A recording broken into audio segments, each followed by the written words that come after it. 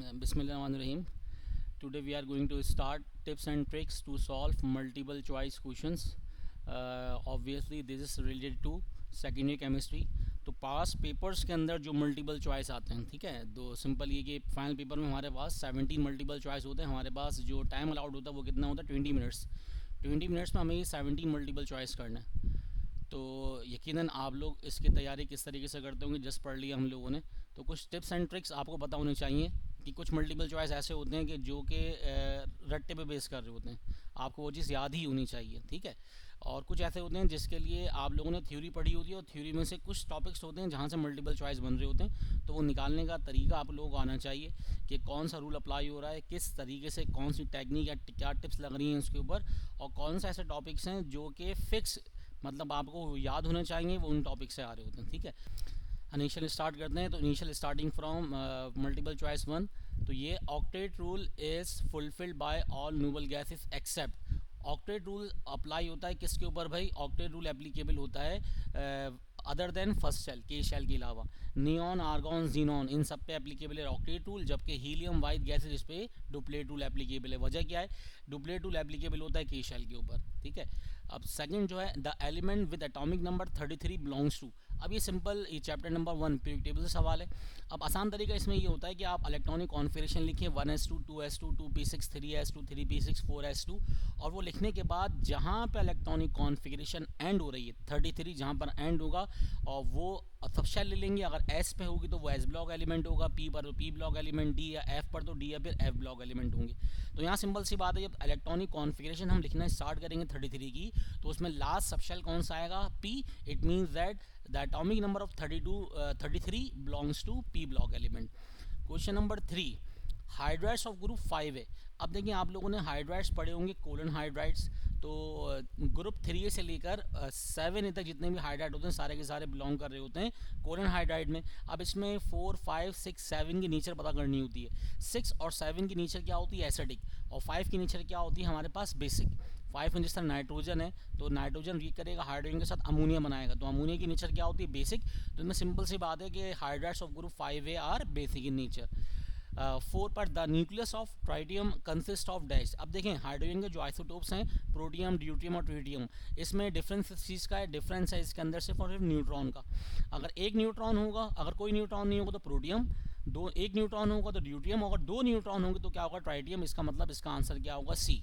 एक प्रोटॉन सब में पाया जाएगा, जबकि डिफरेंट जो क्रिएट करता है, डिफ्रेंशिएट कर रहा है, वो सिर्फ on the basis of neutron. तो ट्राइटियम के न्यूक्लियस में 2 न्यूट्रॉन पाए जाते हैं और एक प्रोटॉन, उस सब में ऑब्वियसली फिक्स होता है, ठीक है. अब the metal forms super oxide. वो कौन सा मेटल है जो फॉर्म करेगा सुपर ऑक्साइड. इसमें चैप्टर नंबर 3 में हम लोगों ने पढ़ा है कि सोडियम के अंदर 2 टाइप की एबिलिटी होती है कि सोडियम हमारे पास नॉर्मल ऑक्साइड भी बनाता है और पर ऑक्साइड भी बनाता है, ठीक है.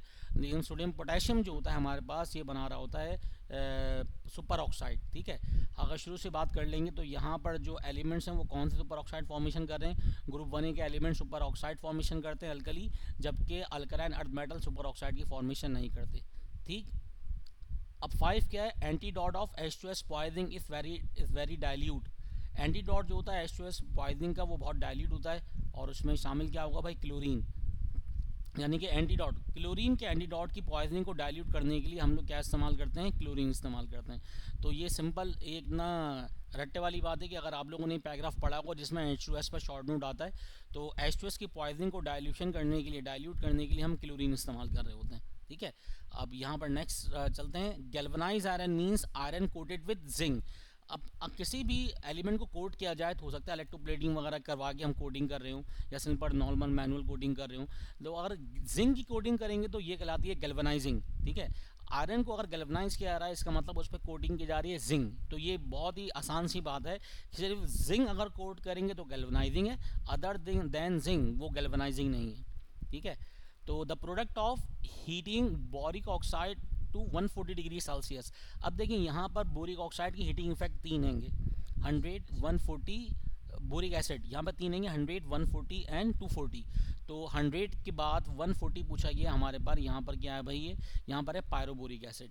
तो इनिशियली पायरोबोरिक एसिड हासिल होता है, ज़्यादा हीट कर देंगे तो बोरिक एसिड के बाद बोरॉन ऑक्साइड हासिल हो जाएगा 240 के ऊपर. 9 क्या है, this one is condensation polymer. अब हम लोगों ने दो टाइप की पॉलीमराइजेशन पढ़ी, एक एडिशन एक कंडेंसेशन, तो यकीनन बैकलाइट है इसका आंसर, या फिर बैकलाइट नहीं है तो टेराइलिन है। ठीक है, तो डी क्या है, टेरिलाइन। इसके अंदर ये आपके पास क्या हो गया, कंडेंस पॉलीमर हो गया। कंडेंस पॉलीमर में होता क्या है, रिमूवल होती है किसी भी पोलर मॉलिक्यूल की, may be water may be HCl। Question number 10, the number of isomers of pentane. अब देखें यहाँ पर दो बातें हैं, या तो आप ना बना के देखें चेन समेत कि कितने आइसोमर्स बन सकते हैं। ये इसके पेंटेन की 5 ही बनेंगे, एक एन बनेगा, एक आइसो बनेगा और एक न्यू बनेगा। ठीक है, और बाकायदा इसका एक मेथड होता है जो कि एप्टीट्यूड टेस्ट में सिखाया जाता है, वो भी किसी दिन इंशाल्लाह मैं अपलोड कर दूंगा। 11 जो हमारे पास है मल्टीपल चॉइस, प्रोपनॉन एंड प्रोपनल आर। अब देखें ये ओन है और आल है, तो ये कौन सा आइसोमर्स है, ये क्या है, मेटामर्स है, चेन आइसोमर है, यकीनन ये इसमें प्रॉप दोनों में 5 कार्बन एटम है, लेकिन ओन जो है वो कीटोन है और आल जो है वो एल्डिहाइड है, दोनों में फंक्शनल ग्रुप चेंज है। तो ऐसा आइसोमर्स जिनके मॉलिक्यूलर फॉर्मूला सेम हो लेकिन फंक्शनल ग्रुप डिफरेंस हो, हमने किस तरह डिटेक्ट किया, हमने डिटेक्ट किया एक पे लिखा हुआ था ओन और एक पे लिखा हुआ था आल, तो ये ओन और आल डिपेंड कर रहा है किसके ऊपर, फंक्शनल ग्रुप के ऊपर। तो ये आइसोमर्स कौन से होंगे, फंक्शनल ग्रुप आइसोमर्स। ठीक है, अब question number 12, this is not a nucleophile. अब सिंपल सी बात, न्यूक्लियोफाइल क्या होता है भाई, और इलेक्ट्रोफाइल क्या होता है। न्यूक्लियोफाइल न्यूक्लियस की तरफ अट्रैक्ट करेगा, न्यूक्लियस की तरफ कौन सी चीज़ अट्रैक्ट करेगी, जिसके पास हमारे पास या तो नेगेटिव चार्ज हो या तो उसके पास इलेक्ट्रॉन पेयर हो। तो अगर लोन पेयर मौजूद होगा तो BF3 के पास कोई लोन पेयर नहीं होता। बोरॉन ग्रुप 3 का एलिमेंट है, बोरॉन रिएक्ट कर रहा है फ्लोरीन के साथ, तो फ्लोरीन के साथ मिलकर ये बनाएगा BF3। तो बोरॉन के लास्ट सेल में 3 इलेक्ट्रॉन थे, फ्लोरीन के साथ मिलकर इसके पास कोई इलेक्ट्रॉन बचा नहीं है, तो बोरॉन न्यूक्लियोफाइल नहीं है, जबकि OH न्यूक्लियोफाइल है, CN साइनाइड न्यूक्लियोफाइल है, और अमोनिया के पास एक लोन पेयर होता है वो न्यूक्लियोफाइल है। सिंपल वर्ड में न्यूक्लियोफाइल क्या होता है, नेगेटिव न्यूक्लियोफाइल होगा, या वो ग्रुप ऑफ एटम या मॉलिक्यूल जिसके पास लोन पेयर होंगे तो वो न्यूक्लियोफाइल होगा, अगर लोन पेयर नहीं तो वो चीज़ न्यूक्लियोफाइल नहीं होगी हरगिज़। आगे चलते हैं। 13 में सिंपल ये कह रहे हैं रिडक्शन ऑफ एल्डिहाइड गिव्स। अब देखें बहुत ही आसान सी बात है, ये बताया था, ओल की ऑक्सीडेशन करेंगे आल बनेगा एल्डिहाइड, आल की ऑक्सीडेशन करेंगे ओइक एसिड बनेगा। अब हम रिवर्स रिडक्शन करवा देंगे तो वापस ओइक की रिडक्शन करने पर क्या बनता है हमारे पास आल, और आल की रिडक्शन करवाएंगे क्या बन जाएगा वापस ओल। तो ये सिंपल रिवर्स फेनोमेना है, ये एक सिंपल सी इक्वेशन करवाई थी आपको मैंने। ऑक्सीडेशन ओल से आल, आल से ओइक, रिडक्शन रिवर्स ओइक से वापस आल और आल से वापस क्या बनेगा ओल, ओल का मतलब अल्कोहल। तो 13 का आंसर बी। ये सिंपल टेक्निकल टर्म्स हैं कि जो आप लोगों ने ऑर्गेनिक केमिस्ट्री में यकीनन पढ़ी होंगी।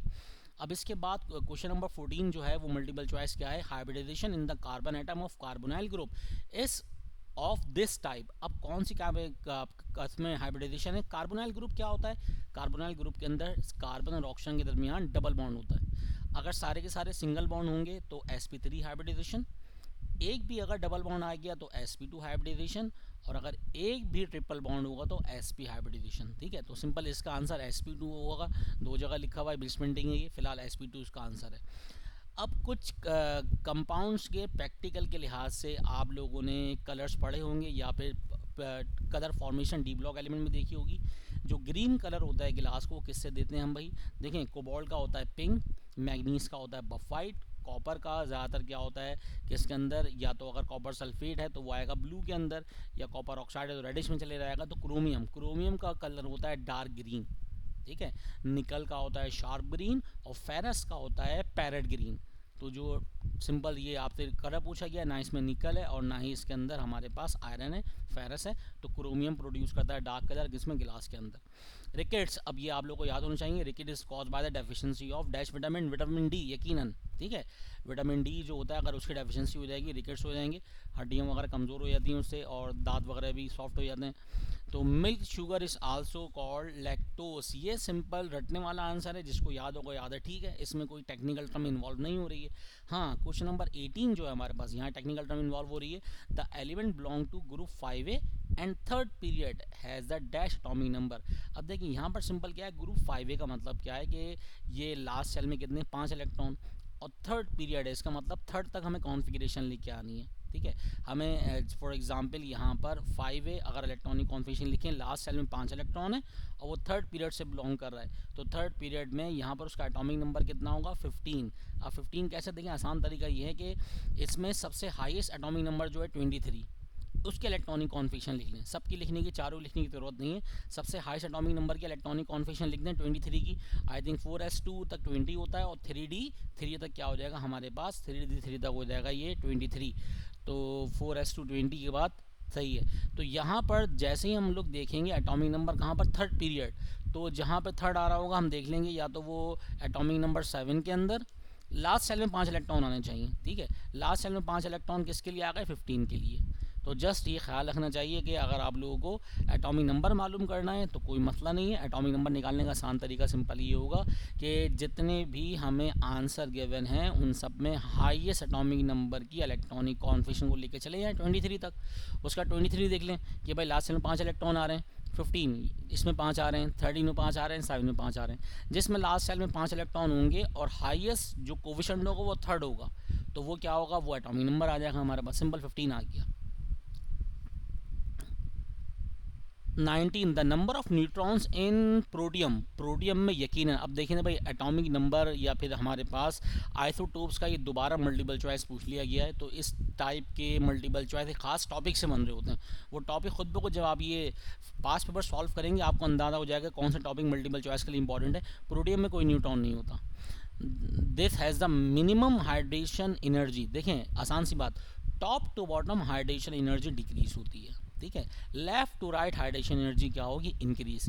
जब भी हम मूव करते हैं तो लिथियम, सोडियम, पोटेशियम, रबीडियम, सीजियम, ठीक है, तो सीजियम की सबसे कम हाइड्रेशन एनर्जी होगी। वजह क्या है, क्योंकि top to bottom nuclear charge कम हो जाएगा। जितना न्यूक्लियर चार्ज कम होगा उतनी हाइड्रेशन एनर्जी कम। न्यूक्लियर चार्ज और हाइड्रेशन एनर्जी या चार्ज डेंसिटी में इनवर्स रिलेशन होता है, सॉरी डायरेक्ट रिलेशन होता है। ठीक है, जब भी हम टॉप टू बॉटम मूव करेंगे न्यूक्लियर चार्ज कम, चार्ज डेंसिटी कम, चार्ज डेंसिटी कम, हाइड्रेशन एनर्जी कम। अब यहाँ पर आ गया both crystalline form of sulphur exist at the transition temperature कितना है, जब आप लोगों ने पढ़ा होगा अल्फा बीटा के दरमियान 95.5 डिग्री सेल्सियस ये होता है ट्रांजिशन टेम्परेचर, ये याद रखने वाली बात है। ठीक है, अब एक क्वेश्चन आता है कि भाई अमोनल क्या होता है। Ammonal is a mixture of aluminium nitrate and aluminium powder. ये बाद औक़ात शॉर्ट क्वेश्चन के अंदर एक लाइन में पूछ लिया जाता है और मैंने टारगेट पेपर में इंपॉर्टेंट दिया है कि व्हाट इज़ अमोनल। तो अमोनल एक मिक्सचर होता है एल्यूमिनियम नाइट्रेट ये सॉल्ट का और एल्यूमिनियम पाउडर का। ठीक है, तो next element of group 1b are called. Element of group 1b को क्या कहते हैं, क्वानेज मेटल। क्वानेज मेटल का मतलब क्या होता है, सिक्के बनाने वाली धातें। वो एलिमेंट या वो मेटल जिनके जरिए सिक्के बनाए जाते हैं क्वानेज मेटल कहलाते हैं। और ग्रुप 1b को हम कहते हैं ट्रांजिशन मेटल। ये क्या होते हैं, ट्रांजिशन एलिमेंट्स। अच्छा, मेटेलिक हाइड्राइड्स के बहुत सारे नाम हैं। क्वेश्चन नंबर 24 में metallic hydrides are also known as interstitial hydride भी कहलाते हैं। ठीक है, और इसके अलावा हम इनको फॉल्स हाइड्राइड भी कहते हैं। तो यहाँ पर होता क्या है, ट्रांजिशन मेटल की सरफेस के ऊपर पोर्स होती हैं जिन पर हाइड्रोजन गैस पास की जाती है, तो हाइड्रोजन गैस उन सरफेस में ट्रैप हो जाती हैं और इसको नॉन स्टोमेट्रिक हाइड्राइड भी कहते हैं और फॉल्स हाइड्राइड भी कहते हैं। तो सिंपल हमसे जो आंसर पूछा गया है उसमें मोस्ट एप्रोप्रिएट आंसर क्या है, इंटरस्टिशियल हाइड्राइड। तो उसमें जो पोर्स होती हैं वो कहलाती हैं इंटरस्टिशियस, लिहाजा हम किसको कहते हैं, इंटरस्टिशियल हाइड्राइड। नाउ 25 है साइक्लोहेक्सेन। साइक्लोहेक्सेन है द जनरल फॉर्मूला। देखिए पहली बात, अल्केन, साइक्लो अल्केन का ना, अल्केन का जनरल फॉर्मूला होता है CnH2n+2। अगर हम CnH2n+2 लगा देंगे तो वो अल्केन बन जाएगा। अल्केन के लिए टर्मिनल हाइड्रोजन एटम की वैलेंसी फ्री नहीं होगी। अगर हम चाह रहे हैं टर्मिनल हाइड्रोजन एटम की दो वैलेंसी फ्री हो जाएं एक टर्मिनल से दूसरे टर्मिनल से, तो हमें +2 हटाना पड़ेगा। जैसे +2 हटा देंगे तो दो जो आपके वैलेंसी फ्री हुए उनको मिला देंगे, चेन बन गई। तो साइक्लोहेक्सेन का फॉर्मूला किस तरीके से आएगा, अगर अल्केन के जनरल फॉर्मूले से हम +2 को रिप्लेस कर दें तो ये क्या आ जाएगा, साइक्लोहेक्सेन का general formula that is CnH2n। The functional group RSH। RSH क्या है, थायो अल्कोहल। ये हमने बहुत बार पढ़ा होगा चैप्टर नंबर 8 के अंदर भी। तो RSH क्या है, थायो अल्कोहल। ये बनता किससे, KSH, पोटेशियम हाइड्रोजन सल्फाइड से अल्काइल हैलाइड के जरिए। ठीक है, उसके न्यूक्लियोफिलिक रिएक्शन में। Another name of methane. Methane को हम दलदली गैस भी कहते हैं। मतलब मार्श गैस कहते हैं इसको, ठीक है। द मोस्ट स्टेबल कार्बोनियम आइन, याद रखिएगा कि सबसे ज़्यादा स्टेबल कौन सा होता है, 3 डिग्री कार्बोनियम आइन, उसके बाद कम स्टेबिलिटी 2 डिग्री, और सबसे आखिर में क्या होता है 1 डिग्री। तो सबसे ज़्यादा स्टेबल होता है कार्बोनियम आइन कौन सा, 3 डिग्री। 3 डिग्री का मतलब R3C पॉजिटिव, सी पॉजिटिव जाहिर कर रहा है कार्बोनियम आइन को। R3 का मतलब क्या है कि इसके तीनों वैलेंसी सेटिस्फाई हैं किससे, अल्काइल रेडिकल से। तो 3 डिग्री कार्बोनियम आइन इज हाईली स्टेबल, ठीक है। उसके बाद 2 डिग्री होता है, फिर देन होगा 1 डिग्री, और आखिर में जाएगा मिथाइल, ठीक है। ये ऑर्डर आपको याद होना चाहिए। रेक्टिफाइड स्प्रिट कंटेन करता है, ये याद करने वाली बात है, 92 से 95% अल्कोहल। रेक्टिफाइड स्प्रिट के अंदर 92 से 95% अल्कोहल की क्वांटिटी होती है। ये याद रखने की बात है चैप्टर नंबर 9 के अंदर। अच्छा, ये तो बहुत बार पढ़ा होगा आप लोगों ने कि भाई preservatives, it is use as a preservative for biological specimens. कौन सा है, फॉर्मलिन। फॉर्मलिन का सॉल्यूशन इस्तेमाल किया जाता है या तो 37% या तो 41%, ठीक है। फिनॉल, एसीटोन, बेंजीन, ये सारे के सारे कंपाउंड इस्तेमाल नहीं करते, ठीक है। ये ऑर्गेनिक वोलेटाइल सॉल्वेंट होते हैं। फॉर्मलिन जो है ये प्रिजर्वेटिव के तौर पर इस्तेमाल किया जाता है, ठीक है। नेक्स्ट 30 के बाद move towards 31। 31 is glycogen. Glycogen अब ये आपको याद होना चाहिए, ग्लाइकोजन क्या होता है, पॉलीसैकेराइड्स होता है, ठीक है। ये कार्बोहाइड्रेट के अंदर पढ़ा होगा शॉर्ट नोट में आप लोगों ने।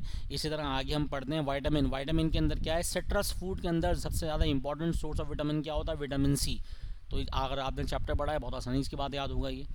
अच्छा, in acetone the number of bonds are, अच्छा हमें एसीटोन क्या होता है, एसीटोन सिंपल ये होगा हमारे पास CH3CO CH3, CH3CO CH3 का जब हम लोग फॉर्मूला ड्रॉ करेंगे तो सिर्फ और सिर्फ इसमें एक पाई बॉन्ड होगा, किसके दरमियान, कार्बन और ऑक्सीजन के दरमियान। तो यहाँ पे हम अगर ओवरऑल देखें तो CH3 में 3 सिंगल कोलन बॉन्ड, दूसरे CH3 में 3 सिंगल कोलन बॉन्ड, कितने होगा ये 6। फिर वो मिले हुए कार्बन के साथ कितने होगा 8, और कार्बोनाइल ग्रुप के अंदर कितने डबल बॉन्ड, एक सिंगल होगा तो 9 होगा सिग्मा बॉन्ड, ठीक है। और एक क्या रह गया हमारे पास, पाई बॉन्ड। तो एसीटोन का फॉर्मूला CH3CO CH3, इसमें सिर्फ वाइड एक डबल बॉन्ड है। तो आसान सी बात थी, हमें सिग्मा काउंट करने की ज़रूरत ही नहीं थी, हम डायरेक्ट देख लेते पाई। कार्बोनाइल ग्रुप में एक पाई होगा, हमने देख लिया एक पाई सिर्फ किसके अंदर है, ऑप्शन ए के अंदर।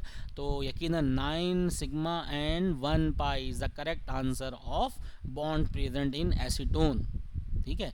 तो एसीटोन हो गया, इथाइन हो गया, इसमें आपको सिग्मा और पाई बॉन्ड मालूम करने के लिए आ सकता है। Next octane number is related to, देखें ऑक्टेन नंबर किससे बिलोंग कर रहा होता है, किसी भी हम फ्यूल की क्वालिटी को चेक करने के लिए इस्तेमाल करते हैं, और ये बिलोंग कर रहा होता है गैसोलीन से, ठीक है। तो ऑक्टेन नंबर एक हाईली इंडेक्स नंबर होता है, जितना ज़्यादा ऑक्टेन नंबर होगा वो हाई क्वालिटी का फ्यूल होता है। चैप्टर नंबर 6 पेट्रोलियम के अंदर टॉपिक था ये। अब question number 35, the reagent converts acetic acid into acetyl chloride is dash. तो ये SOCl हम लोगों ने याद किया हुआ है सोशल के नाम से, SOCl2 इस्तेमाल किया जाता है अगर हमें एसिटाइल क्लोराइड या एसाइल हैलाइड की फॉर्मेशन करनी हो, ठीक है। अगर रिएक्टेंट कन्वर्ट करने हो प्रोडक्ट के अंदर और उसमें हम लोग इस्तेमाल कर रहे हो या तो अल्काइल हैलाइड, ठीक है, या तो एसाइल हैलाइड। तो यहाँ पर एसाइल हैलाइड की फॉर्मेशन करनी है तो एसाइल हैलाइड तो इस्तेमाल नहीं करेंगे, तो अल्काइल हैलाइड का रिएक्शन करवाएंगे SOCl2 से, क्या बन जाएगा भाई, तो यहाँ पर SOCl2 को रीजेंट इस्तेमाल करेंगे, फॉर्मेशन हो जाएगी किस चीज़ की, acetyl chloride. Sodium burns with excess of oxygen to form dash. देखिए सोडियम के दो टाइप के ऑक्साइड बनते हैं, एक बनता है नॉर्मल ऑक्साइड, एक बनता है पर ऑक्साइड। अगर ऑक्सीजन एक्सेस में होगा तो सोडियम की फॉर्मेशन होगी पर ऑक्साइड की। अगर सोडियम रिएक्ट कर रहा है ऑक्सीजन के साथ, ऑक्सीजन की लिमिटेड क्वांटिटी हो या एक नॉर्मल क्वांटिटी हो तो नॉर्मल ऑक्साइड बनेगा, लेकिन अगर ऑक्सीजन एक्सेस में प्रोवाइड कर दी जाए तो सोडियम का पर ऑक्साइड बनेगा, ठीक है। 36 के बाद अगर हम बात करें आगे 37 के ऊपर, ठीक है। 37 क्या है, it is not a member of vitamin C complex. तो नियासिन, फॉलिक एसिड और राइबोफ्लाविन ये तीनों इसके मेंबर्स हैं, जबकि रेटिनॉल इसका मेंबर नहीं है। ये आसान से रट्टे वाली बात थी इसमें। देन आ गया एक्वारीजिया 38 रॉयल वाटर आबेशाही aqua regia which has ability to dissolve royal metal. इसका रेशो कितना होता है 1:3, 1 रेशो होता है नाइट्रिक एसिड का, 3 होता है HCl का। अगर ये लिखा जाता कि 3:1 तो पहले HCl होता और बाद में क्या होता है nitric acid. 1 part by volume of nitric acid लेते हैं और 3 पार्ट बाय वॉल्यूम HCl लेते हैं। एक बात याद रखिएगा, अगर HCl पहले होगा तो ये 3:1 हो जाएगा, ठीक है। तो 1:3 किस लिहाज से, HNO3 1 part by volume, HCl 3 part by volume. HCl excess में होगा एक्वारीजिया में। Next 39, the temperature at which two electronic forms of an element exist in equilibrium, ये कहलाता है ट्रांजिशन। देखिए ट्रांजिशन का मतलब होता है एक स्टेट से दूसरी स्टेट में जाते हुए एक दरमियानी स्टेट आ गई। Bond breaking, bond making, formation step, transition state. दो इलेक्ट्रॉनिक फॉर्म एक एग्जिस्ट कर रही है इक्विलिब्रियम स्टेट पर, ट्रांजिशन स्टेट। उस वक्त जो टेम्परेचर होगा ये कहलाएगा ट्रांजिशन टेम्परेचर। ट्रांजिशन का मतलब एक जगह से दूसरी जगह तबादला हो रहा है, मुंतकली हो रही है, तो ये कहलाएगी ट्रांजिशन स्टेट। अब नेक्स्ट जो है हमारे पास वो क्या है, 40 क्या है भाई, मीथेन की डिकम्पोजिशन करवाई जा रही है, हाइड्रोजन बन रहा है प्लस ए बन रहा है। अगर 700 डिग्री सेल्सियस पर मीथेन की डिकम्पोजिशन करवाएं तो जो ए बनेगा वो क्या होगा, ये हम लोगों ने पढ़ा है कहाँ पर, ये पढ़ा है हम लोगों ने हाइड्रोजन की इंडस्ट्रियल प्रिपरेशन में चैप्टर नंबर 2 के अंदर। तो कार्बन ब्लैक बनता है, ठीक है। तो carbon black is a by product, ये हम लोगों ने थ्योरी में पढ़ा है चैप्टर नंबर 2 के अंदर। मीथेन की अगर in the absence of oxygen 700 degree Celsius के ऊपर थर्मल डिकम्पोजिशन करवाएंगे which will produce hydrogen gas with by product of C. तो ये पूछा गया है ए क्या चीज़ है, ये ए क्या है, ये है carbon black. 41, this is not nitrogenous fertiliser. Nitrogen, urea में भी नाइट्रोजन होता है, अमोनियम सल्फेट के अंदर भी नाइट्रोजन होता है, अमोनियम नाइट्रेट में भी नाइट्रोजन होता है। ट्रिपल फॉस्फेट जो होता है इसके अंदर नाइट्रोजन नहीं पाया जाता। नहीं, triple phosphate is not a nitrogenous fertiliser. इसमें सुपर फॉस्फेट भी होता है, ये फर्टिलाइजर के शॉर्ट नोट के अंदर याद किया होगा आप लोगों ने। अच्छा लिखा हुआ है having 42, having half filled valence shell hydrogen resemblance with dash. अगर हाफ फिल इलेक्ट्रॉनिक कॉन्फ़िगरेशन हो तो हाइड्रोजन पहली बात है तीन ग्रुप से बिलोंग करता है, 1a, 4a और 7a से। 4a से बिलोंग क्यों करता है, क्योंकि 4a contain 4 electron in their last shell, it means that octet के लिहाज से हाफ फिल कॉन्फ़िगरेशन हो गई। Both hydrogen and elements of group 4a resemble करते हैं due to half filled electronic configuration. The correct answer of 42 is B. Now move towards 43. 43 is plaster of Paris obtained by heating. plaster of Paris जो होता है calcium sulphate hemihydrate CaSO4.2, यकीनन gypsum से heat करके हासिल होगा। Gypsum का formula क्या होता है CaSO4.2H2। और इसको हीट कर देंगे तो हमारे पास कैल्शियम सल्फेट हेमीहाइड्रेट हासिल होगा जिसको हम कहेंगे plaster of Paris. The commercial name of phenol formaldehyde polymer is, अब देखें फिनॉल फॉर्मल्डिहाइड के पॉलीमर से क्या बनता है, कंडेंस पॉलीमर। ये कंडेंसेशन पॉलीमराइजेशन है जिससे क्या बनता है, बैकलाइट। ठीक है, तो ये हम लोगों ने पॉलीमराइजेशन के टाइप में पढ़ा है। कंडेंस पॉलीमर का फॉर्मूला है ये, कंडेंस पॉलीमर से बैकलाइट की फॉर्मेशन होगी। अब ये सिंपली पूछा गया है the first step is similar in this mechanism. ये तो आपको याद ही होना चाहिए अगर कितने चैप्टर नंबर 8 सही से पढ़ा है। SN1 nucleophilic unimolecular nucleophilic substitution and unimolecular elimination reaction, इन दोनों के फर्स्ट स्टेप के मैकेनिज्म क्या होते हैं, सेम। डिफरेंस क्या होता है, एलिमिनेशन में एक अनसैचुरेटेड प्रोडक्ट बनता है जबकि SN1 में एक सैचुरेटेड प्रोडक्ट बन रहा होता है, जस्ट ये डिफरेंस है। 46 another name of would spirit. Would spirit को मिथाइलेटेड या मिथाइलेटेड स्प्रिट भी कहते हैं या मिथाइल अल्कोहल भी कहते हैं। ठीक है, अगर मिथाइलेटेड स्प्रिट यहाँ पर ऑप्शन होता है हम मिथाइलेटेड स्प्रिट पे लगाते हैं, ऑप्शन क्या है मिथाइल अल्कोहल, तो मिथाइल अल्कोहल पे लगाएंगे। ये अब 47 क्या है, cod liver oil is a source of vitamin dash. Vitamin C भी नहीं है, बी भी नहीं है और के भी नहीं है। के में ग्रीन लीफी वेजिटेबल्स हासिल होता है। सी हमारे पास यकीनन जो एस्कॉर्बिक एसिड टाइप की चीज़ें होती हैं उससे हासिल होगा। बी भी नहीं है, ठीक है, और इसमें आंसर करेक्ट है A. The acid use for etching of glass. गिलास की ईचिंग के लिए, पहली बात ईचिंग क्या होती है हमने गिलास में पढ़ा है। अगर गिलास पर डिज़ाइनिंग करनी होती है तो हम इस पर हाइड्रोफ्लोरिक एसिड को स्प्रे करवाते हैं ताकि गिलास की लेयर सॉफ्ट हो जाए और ईजिली हम डिज़ाइनिंग कर सकें गिलास के सरफेस के ऊपर। तो hydrofluoric acid is use for etching of गिलास। ठीक है, next 49 ethyl acetate is present in guava में, ऑरेंज में, लेमन में प्रेजेंट नहीं होता। ये प्रेजेंट होता है किसमें, पाइनएप्पल के अंदर। इथाइल एसिडेट की स्मेल कैसी होती है, फ्रूटी स्मेल। ठीक है, तो ये पाइनएप्पल में प्रेजेंट होता है। ये आप 2-3 बार याद कर लें, याद हो जाएगा। 1-2 बार पाइनएप्पल खाते हुए याद कर लीजिएगा ये, तो ये भी याद रहेगा इथाइल एसिडेट। ठीक है, this is use to increase octane number and efficiency of petrol. देखें अगर पहले केमिकल की बात करें, केमिकल की उस केमिकल एडिशन करने से अगर हम पेट्रोल या किसी भी गैसोलीन की क्वालिटी बढ़ा रहे हैं तो वो कौन सा है, टेट्राइथाइलेट। इस पे एक दिन हम पाबंदी लग चुकी है ड्यू टू लेड की वजह से, लेड पॉल्यूशन की वजह से, लेकिन जो हमारी बुक के लिहाज से, हमारे कोर्स के लिहाज से जो एंटी नॉकिंग एजेंट है जो कि एफिशिएंसी ऑफ पेट्रोल को बढ़ाने के लिए इस्तेमाल किया जाता है, वो क्या है, tetraethyl lead, that is PbC2H5 फॉराइस। Hydrates of group 4A, 4A के हाइड्रेट्स क्या होते हैं, न्यूट्रल। ठीक है, 4A में कौन होता है हमारे पास, 4A के अंदर होंगे एलिमेंट्स, कार्बन होंगे, तो कार्बन सिलिकॉन ये सारे फॉर्मेशन कर रहे होते हैं न्यूट्रल ऑक्साइड की। अच्छा next 52, Ruby is an oxide of dash. अब देखिए यहाँ पर हमें कुछ ओर्स या कुछ ऑक्साइड के फॉर्मूले याद होने चाहिए। रूबी का जो Ruby is an oxide of dash, Ruby एक सिंपल नाम हो गया। अब आगे हम केमिकल कंपाउंड के ट्रेड नेम भी बता दूंगा आप लोगों को बाद में नेक्स्ट स्लाइड के अंदर, ठीक है, मतलब नेक्स्ट वीडियो के अंदर। ये ऑक्साइड किसका होता है, एल्यूमिनियम का, तो एल्यूमिनियम का ऑक्साइड को नाम देते हैं रूबी का। अब H2S कौन सा एजेंट है भाई, H2S के अंदर क्या होता है, ये है कि इसमें सल्फर जो -2 की फॉर्म में होगा ये चला आएगा 0 की तरफ। इसका मतलब ये अपना ऑक्सीडेशन नंबर इंक्रीज करेगा। जब ये अपना ऑक्सीडेशन नंबर इंक्रीज करेगा तो ये हो गया रिड्यूस करने वाला, तो ये होगा reducing agent. The substance oxidise itself and reduce other substances is known as reducing agent. H2S is a highly reducing agent. Next 54, sodium amalgam is an alloy of dash. एमेलगम क्या होता है, अगर मरकरी के साथ कोई भी मेटल स्टिक हो जाएगा तो उसको कहेंगे मेटालिक एमेलगम। अगर पोटेशियम होगा तो हम कहेंगे पोटेशियम एमेलगम, अगर सोडियम होगा तो हम कहेंगे सोडियम एमेलगम। तो NaHg, Na/Hg को कहते हैं हम लोग सोडियम एमेलगम। तो यहाँ पर सोडियम और मरकरी का जो एलॉय होता है, मिक्सचर होता है, ये कहलाता है सोडियम एमेलगम। इसी तरह अगर पोटेशियम होगा तो पोटेशियम एमेलगम। नेक्स्ट चलते हैं 55 के ऊपर। 55 में यकीनन देखें अब मल्टीपल चॉइस एक रिपीट हो गया। Element of group 1B are called dash coinage metals, ये हम पहले भी पढ़ चुके हैं।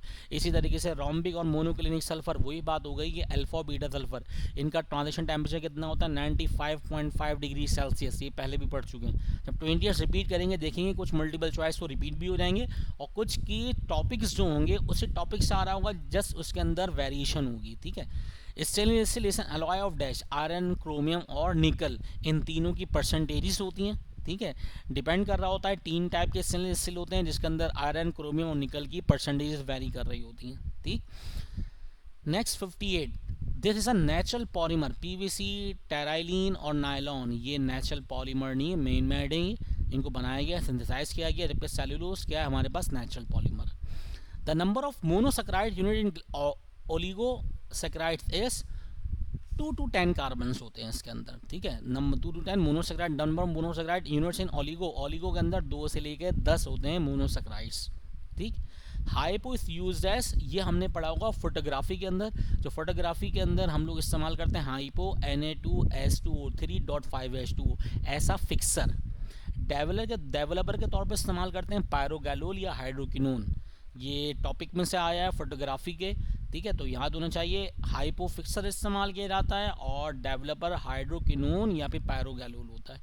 ये भी पूछा गया कहीं पे पायरोगैलोल और हाइड्रोकिनोन क्या इस्तेमाल किए जाते हैं, ऐसा डैश इस्तेमाल किया जाते हैं, डेवलपर इस्तेमाल किए जाते हैं। इसके बाद हमारे पास बस आज हमने पार्ट 1 कंप्लीट कर लिया। ठीक है, तो अगर किसी मल्टीपल चॉइस में कहीं पर भी कोई मसला है तो आप एक दिन मुझसे पूछ सकते हैं यहाँ पर। तो इसका पार्ट 2 जो है, ये पार्ट 1 आप लोग 1, 2 बार 3 बार देखें, इंशाल्लाह आपको याद हो जाएंगे ये, क्योंकि जब आप पढ़ेंगे तो पढ़ने की बात अलग होती है, उसमें जहन में बहुत सारे सवाल प्रोड्यूस होते हैं। अब समझा दिए यहाँ पर, तो अब पार्ट 2 के साथ इंशाल्लाह हम नेक्स्ट क्लास में हाजिर होंगे। टिल दिन अपना ख्याल रखें, अल्लाह हाफ़िज़।